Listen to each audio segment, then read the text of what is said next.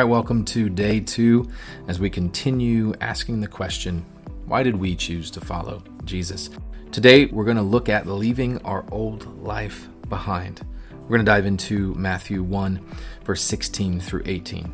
This is what it says. As he was passing along by the Sea of Galilee, he saw Simon and Andrew, Simon's brother. They were casting a net into the sea, since they were fishermen. "Follow me," Jesus told them, "and I will make you fish for people." Immediately, they left their nets and followed him. You know, one of the most remarkable aspects of the disciples' response to Jesus is the immediacy with which they left their old lives behind. Peter and Andrew left their nets, abandoning their livelihood. James and John left their father, their boats, and their hired men, walking away from their family business.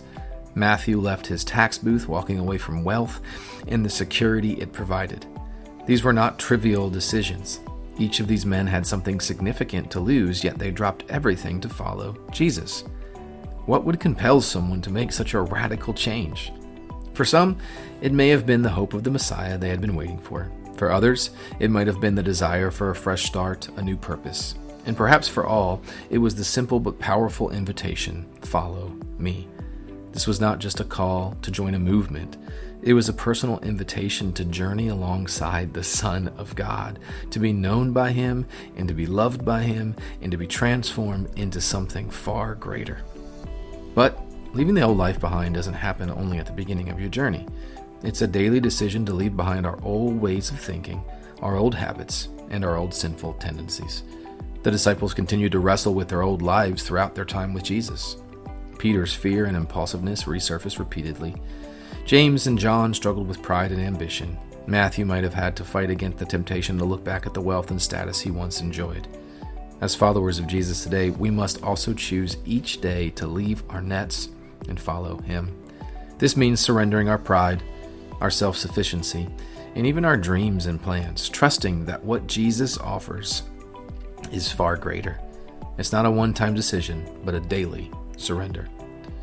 Today, think about these questions. What nets are you still holding on to that keep you from fully following Jesus? Question number 2. How do you feel when you think about leaving behind something significant for the sake of following Christ? And the final question. What steps can you take today to let go of an old way of thinking or living? Take a moment right now to pause and answer those questions. Now, as you answer those questions, identify one area of your life where you're still holding on to the nets of your past. It could be a sinful habit, a toxic relationship, or simply an old mindset that doesn't align with God's truth. Write down a prayer of surrender, asking Jesus to help you let go and trust him completely. Then I would encourage you to share this prayer with a trusted friend or an accountability partner for support. Let's close out in a word of prayer. Jesus, I want to follow you wholeheartedly, but I confess that there are parts of my old life that I'm still holding on to. Help me to leave behind anything that hinders me from following you fully. Give me the courage to walk away from my nets and the faith to trust you with my future. It's in your name I pray. Amen.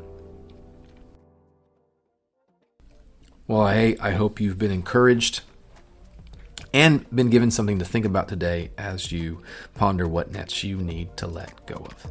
I hope that you join us tomorrow for day 3 when we talk about when following Jesus gets hard in our lives. I'll see you then.